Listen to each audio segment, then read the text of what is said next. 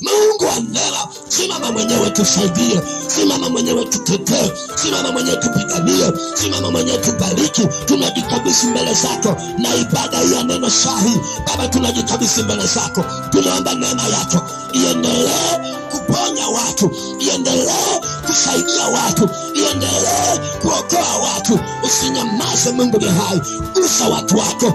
Wengine wamekata tamaa kwa taarifa walizozisikia, wengine wanapitia nyakati ngumu kutokana na mazingira. Mungu wa neema, Baba mwaminifu, ulituma neno kutuponya na kututoa katika maangamizo yetu. Asubuhi ya leo neno lako lisiwe la hasara kwa kila anayesikia, kwa jina la Yesu. Asante Mungu mwaminifu, tunajikabidhi mbele zako. Ni maombi yangu Mungu akakufanikishe siku ya leo popote unapoenda. Ni maombi yangu Mungu asinyamaze kwa ajili yako. Mungu aendelee kujitukuza tena na tena siku nyingine ya leo. Ukaone upenyo, ukaone neema katika jina la Yesu. Sema amen.